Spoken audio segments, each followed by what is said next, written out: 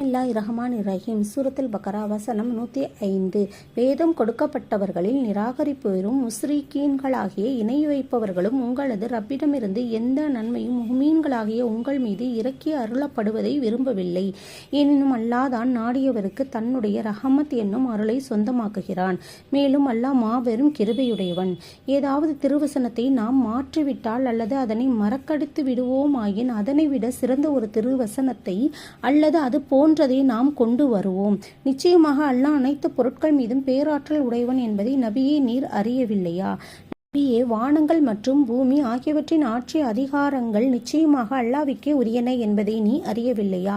மேலும் மனிதர்களே, அல்லாஹ்வை தவிர உங்களுக்கு உற்ற நண்பனும் உதவியாளனும் இல்லை.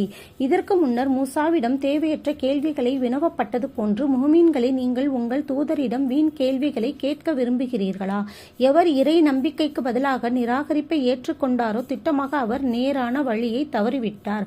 முஹ்மின்களே, வேதத்தையுடையவர்களில் பெரும்பாலானோர் நீங்கள் இறை நம்பிக்கை கொண்ட பின்னர் எம்முறையிலாவது உங்களை நிராகரிப்போராக திருப்பிவிட வேண்டும் என்று விரும்புகின்றனர். வேதத்தை உடைய அவர்களுக்கு உண்மை நன்கு தெளிவாகிவிட்ட பின்னரும் அவர்களின் உள்ளத்தில் எழுந்த பொறாமையின் காரணத்தினாலேயே ஆகும். ஆயினும் அல்லாஹ் தனது கட்டளையை பிறப்பிக்கும் வரை அவர்களை நீங்கள் மன்னித்து விடுங்கள், பொருட்படுத்தாது விட்டுவிடுங்கள். நிச்சயமாக அல்லாஹ் அனைத்து பொருட்கள் மீதும் பேராற்றல் உடையவன்.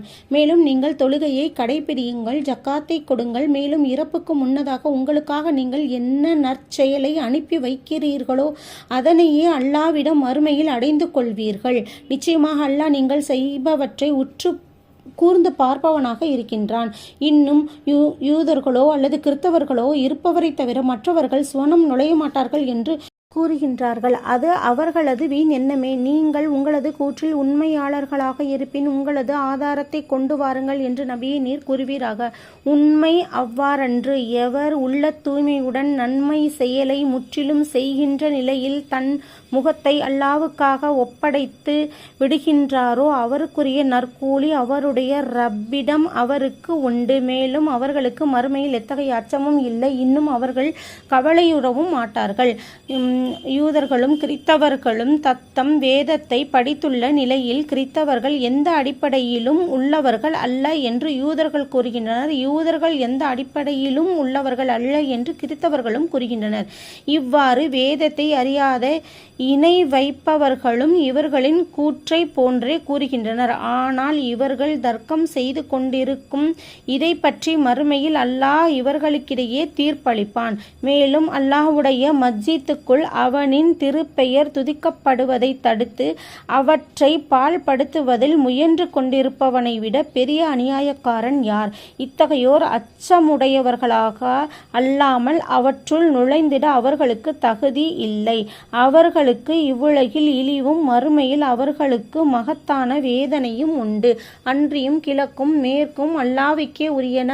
ஆகவே நீங்கள் எப்பக்கம் திரும்பினாலும் அங்கு அல்லாஹ்வின் திருமுகம் கிப்லா உண்டு. நிச்சயமாக அல்லாஹ் தாராளமானவனும் நன்கறிபவனும் ஆவான். மேலும் அல்லாஹ் குழந்தையை பெற்று எடுத்து கொண்டான் என்று அவர்கள் கூறுகின்றார்கள். அவன் அவர்கள் கூறும் இக்கூற்றிலிருந்து தூய்மையானவன்.